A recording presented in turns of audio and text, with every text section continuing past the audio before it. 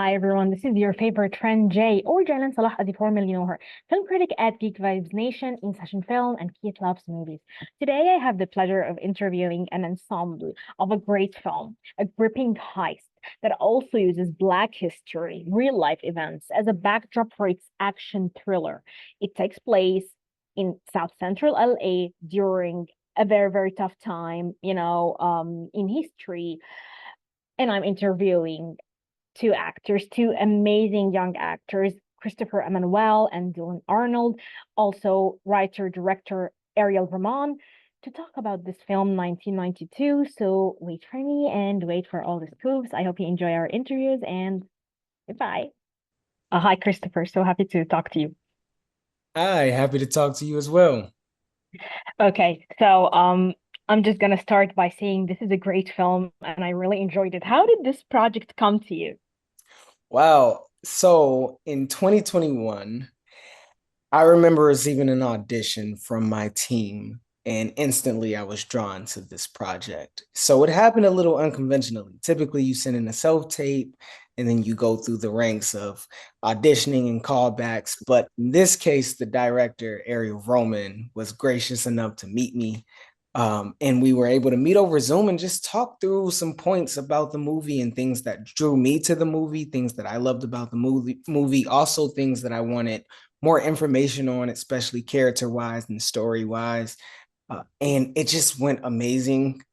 The best meeting I've ever had to this day. And it was magic. Now we're here. Okay, so when you get a script and you know you're going to be the hero's son, you know they're gonna take you hostage at some point. You're gonna be there to threaten the hero. But what I love about Antoine is that the character arc is just so juicy. It has a lot. So how did you like approach all the ups and downs in Antoine's journey throughout this film? So it was definitely a process. The first thing was making sure that I was authentic to LA and LA culture, because within every inner city, there's different politics and different ways that people are. There are different characteristics that makes up us as humans and individuals. And so I wanted to stay true to the South Central world and what they know to be authentic.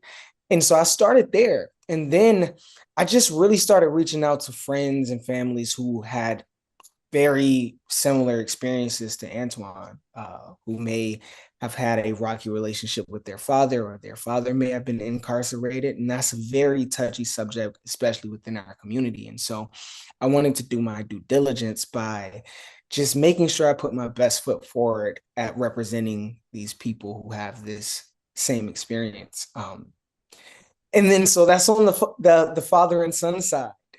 And then on the side with Law and Reagan and his boys, being captured was a whole new world for me. I've never been kidnapped, I've never been captured. And so I just went on a deep dive of watching movies. One that came to mind was Waist Deep, which is ironic, because Tyrese was the star of Waist Deep as well. And I just wanted to make sure that I captured the fear, It's and the perfect. emotion that a 16-year-old would feel in moments like that.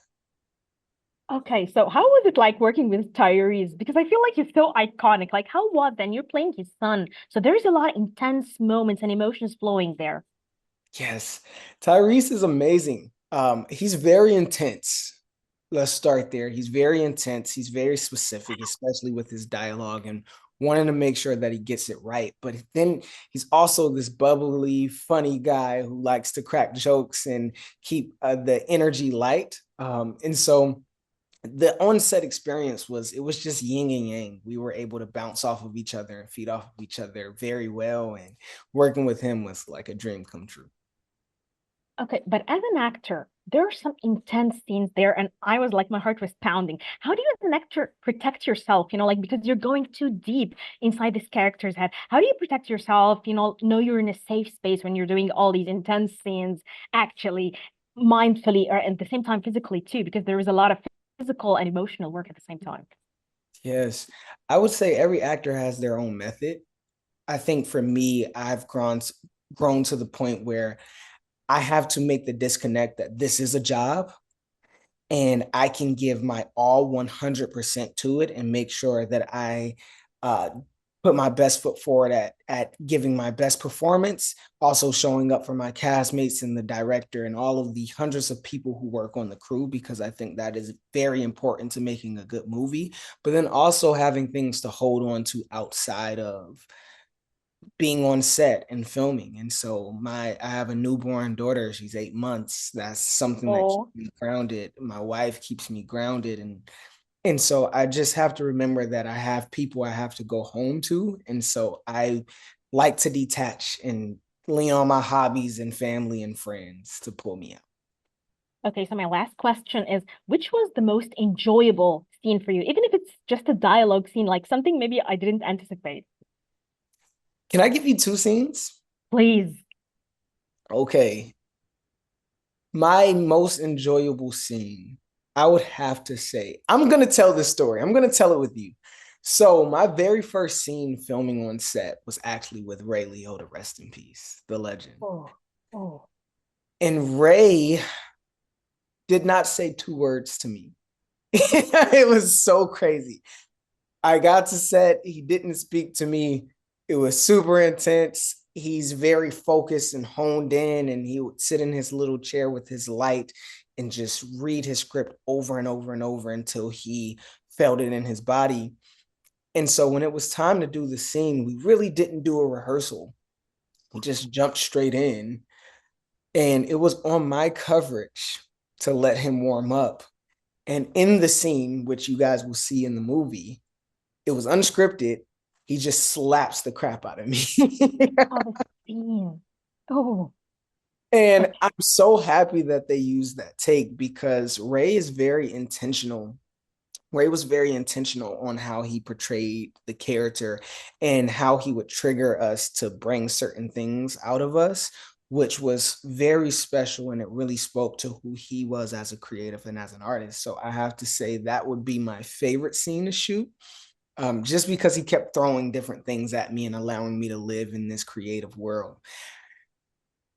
The second scene, and this is a little unconventional, there was so much trauma rooted in this scene, but it was the police scene. Oh, wow. And it wasn't my favorite scene in terms of what we had to do and the emotions that we had to bring out in that moment because it was such a heavy moment. But it was my favorite scene because how Ariel Vromen, our amazing director, captured the scene. Typically in movies, they make those scenes all about the police officers and how they're being aggressive. But how Ariel captured it through the lens, it told the story of a father and son who were just completely helpless in a moment, and where a son was emotionally a wreck and a father had to be coy and play it cool. So it was just such a powerful moment, that I think we experience so much in our world. And I can't wait for everyone to see it. Me too. I can't wait. Thank you, Christopher, so much for being really open and talking to me. It was an enjoyable chat, really. Thank you. Thank you so much. Have a great one. Hi, Dylan. Very nice to talk to you. Hi, nice to talk to you too. Okay, so how did this project come to you? Because it's such an intense and very rich project. You know, you have the history, you have an action thriller, you have father and son dynamics. How did it reach you? So I got an audition for it, as many jobs, as that's the start of many jobs for me. And I saw that Ray Liotta was attached, and that immediately jumped out to me. And then I read the script, and it was a really compelling, heart-pounding script, and I loved the character that I was auditioning for. So that's kind of how the process started. And then I was fortunate enough to get the job, and then got to really dig in, which was a great experience. I was just gonna ask you because Dennis is such a rich and complex character. How do you, as an actor, approach a character like that? Do you work with the director? Where do you draw for inspiration? I think it's a number of things. I think try to figure out how they fit into the world and into the story, because everything has to have that balance. And then there were a lot of conversations with Ariel about kind of what role he served and how we could kind of bring him off the page, because it's one thing to have a character on the page, but then you got to bring him to life. So I think that we had a lot of fun kind of finding these nuances in between the dialogue, kind of in things that weren't necessarily in the script, to try to figure out ways to kind of breathe life into him. Okay, so you have like you're acting opposite, like Ray Liotta. You have like Scott Eastwood. You have Tyrese Gibson. I don't know. I don't think there are a lot of scenes, but still the presence. This is an ensemble. How did you feel as an actor? Because always when you're ping-ponging with other great actors, it always reflects on your performance. How did it feel? How was the dynamics? I mean, it was wonderful. I think that when you get to work with incredibly talented, seasoned actors, it kind of allows me to relax a little bit, because you can lean on them and you can trust that they know what they're doing, and you just get to play. And so I think, working with Scott and Ray primarily, they just brought this intensity to it that you could really feed off of. So that's always great when you get to go on set and play around. Okay, so speaking of intensity, there are a lot of intense moments for Dennis. So how do you, as an actor, like give it all, but at the same time protect yourself from getting the intensity, letting it get to you and kind of like weigh you down? That's a good question. I think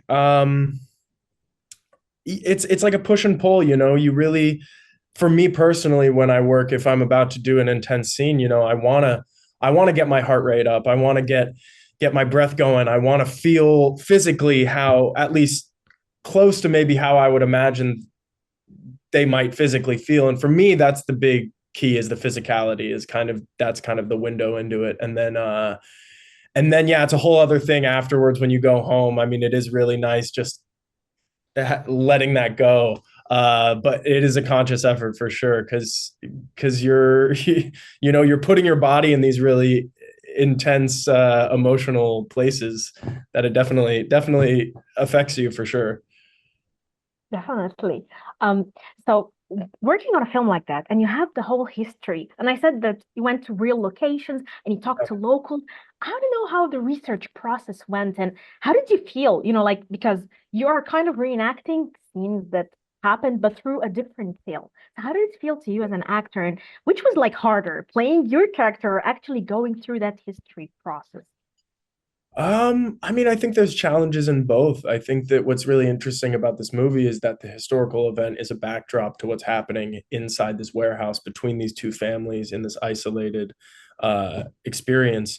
So for me, in my approach, I was primarily trying to focus on my character's point of view and kind of bring that, and then trust that all the elements come together. But filming in South Central, when we were kind of driving through the streets, it was really intense, and they did such a wonderful job recreating this historical event that it was a little surreal.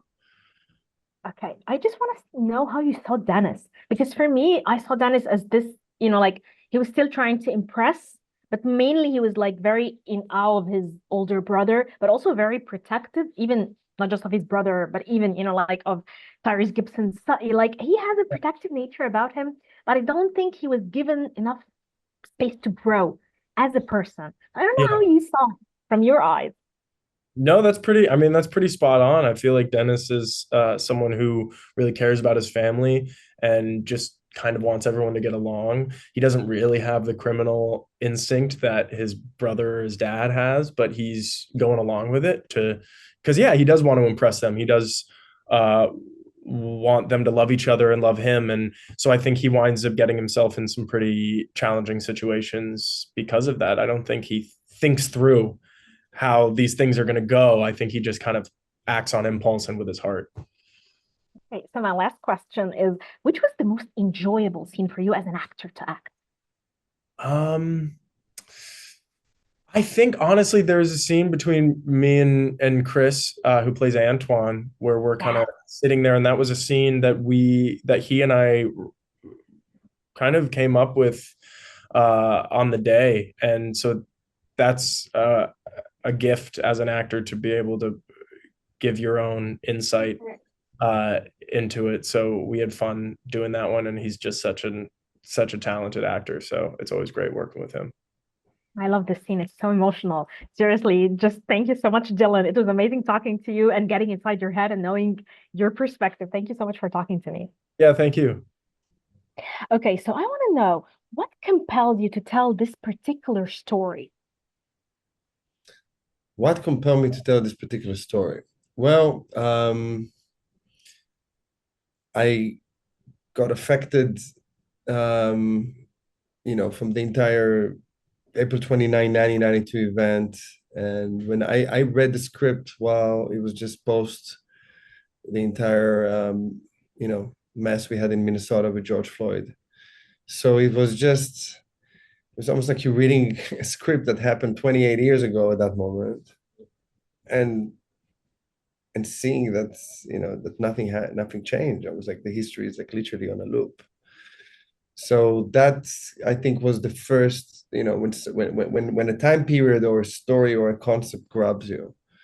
And then, I needed to know what I wanted to do in order to kind of like, mold those two worlds together, with a concept that we had from Sasha, which was, a heist that happens on the night of a riot. So I think, again, it was like just like the idea of the combination of fictional and non-fictional, the idea of metaphor experiences that sometimes, if you want to tell the specific biopic, it would just like resonate as a history. And if you want to tell just a heist, it's just going to resonate as tension and suspense. But how do you combine them? That was the challenge that I really liked. I like that the movie has like a very important portion of Black history in America, but at the same time, it's a very good, enjoyable action film like the 90s, like the good old, like heist, like drama, very well written characters, very, very protagonist-driven film. So how did you create this mesh between both, and how did you also not lose sight of the fictional story that you're creating, like this convict who wants another life, this family of thieves or whatever, the father-son dynamics? So you need to understand that, as I said, like you have like a mesh of two storylines and two genre almost that kind of like, need to walk hand in hand. And the directorial that comes obviously from script, but then eventually you need to keep it on the directing side, is like you need to understand that even if you have like, a normal conversation between a father and son in the kitchen, or you have like a moment that somebody is going to a grocery store, or you have somebody that is in the middle of breaking into a safe. Doesn't matter where space you are, you need to feel unsafe. You need to feel the tension. You need to feel that maybe it's going to be a dramatic eruption. Maybe somebody's going to come and put a gun in your head in the store. And again, simple things that you would say, oh, a guy walks in the store, buy apple juice, pay for the apple juice, comes out of the store. Hey, you know what I mean? There's no like brilliance of situation or the contrary, father and son talking in the kitchen and it's breakfast. I mean, that could be the most draining, boring, or of seen before, or convoluted scene that you'd be like, oh, I cannot believe that this is, and again, and still the engine just starting. But even on that scene, you had to keep the tension. You didn't know maybe the father is going to do something, maybe the son is going to say the word. What is their energy and then you're going into scouting of a heist. So it's like, as long as at the back of my mind, I had the idea that I have to keep the tension, I have to keep the suspense, I have to keep like, that energy that will keep you on the edge of your seat, even if you're hearing two people talking about their needs, or about the past, about the feelings. So that's the kind of like how you mix both kind of genre and creating a balance within that tone. Wonderful. Okay, so you have scenes where actors are just talking in their long dialogue scenes, and you have very heavy set action scenes. As a director, which was the most difficult scene for you to shoot? And it could be something we never expect, like a scene in the kitchen, as you say, or maybe a long, boring dialogue scene. What is the most difficult? Well, I don't know if your website, I don't know who's the geek that's watching your website, but let's assume that the young filmmakers or the people that have a lot of passion into films, one of the things that you have less control, depends again the size of productions and the time of prep you have, but sometimes day players can come up, as a very disappointed because you don't have a really follow-up casting process to people that needs to say a few words and a few scenes, and you watch an audition and you kind of like make a decision, but you don't have those nights that you're dreaming about who's going to play that cup in scene number 97. So I think the most difficult thing, and what directors always need to have in the back of the pocket, and I for me, it was a good learning experience that I think that I'm very pleased with the decision I took. But we had one scene in the film that, it was, we had a very short time to cast those day plays, and it was the scene that the police arrest Mercer and Emmanuel and Antoine. Played by Christopher Emmanuel Anteris. And we arrived to the set, and the police officers that I casted, they had a great look, really good look. I mean, completely what you kind of like almost like expect in terms of like, the specific, diverse that I needed between, the two energies. But the cop that has the lead voice, like, he had just a hard time. His voice was just not good. You know what I mean? And sometimes when you see those auditions and you see those auditions on your computer or whatever, you don't get even the bass, like that character has a bass in his sound, or does he have, I mean, where is he? And voice for actors is almost like more important than their look. I mean, if you have a great looking actor and then he opens his mouth, he's like, hi, like, oh my God, he's not going to be right to play this. He might going to be right to play that, but he's definitely not going to be the head of that basketball team. So what do? You have a full-on scene and you need to make a decision. So I think as a challenge as a director is like, something that I remember, like, I completely, my instinct said, what this scene is about. And you ask him, what's your point of view? And if you remind yourself on the beginning of the day, like really, really, really, what's the essence that you need to, not just how you're going to shoot it and how you're going to cover it, and you're going to have enough shots for the editing room, and if it's going to be good and these performances are going to be good. No, like really, what is the projection? And the projection over here, for instance, that specific arrest scene, it was like the experience that now Mercer is putting his son through for the first time. And this is basically a creation of a trauma that's going to lead to one of the biggest post-trauma of many, many, many colored people in America. So it's like, what do you need to focus? Okay, you just need to be with them. So I end up shooting this scene completely with very, very narrow depth of field, with like long lenses that you actually feel the father and son being surrounded by almost like a matte painting of awkward colors that trying to penetrating their space, and they just trying to stay like together. And all that energies that surrounds them, because we shot it with such a narrow depth of field, the police officers, the flashlights, all those classic things that we've seen so much in so many scenes like that, became almost like a more than like it became like a painting of energy that just penetrating that space of the cast within that scene. And again, and the reason that I didn't even cover that is because the lead cop just had, I don't know if he was sick or not, but he had a terrible voice that I could not use. And no, of course, I had to dub it in later down the road. But not only that, it was really about what the choice that I can make, that's such an important scene will eventually still stay the most important scene in the movie, and he didn't destroy it just because of a day player. So I didn't fall into that trap that we director getting so much, it's a very hard trap to mitigate. Definitely. Ariel, I just love talking to you. I wish I could talk more. Thank you so much for opening your heart to me and giving me like a cinema education with your answer. Thank you so much. Welcome.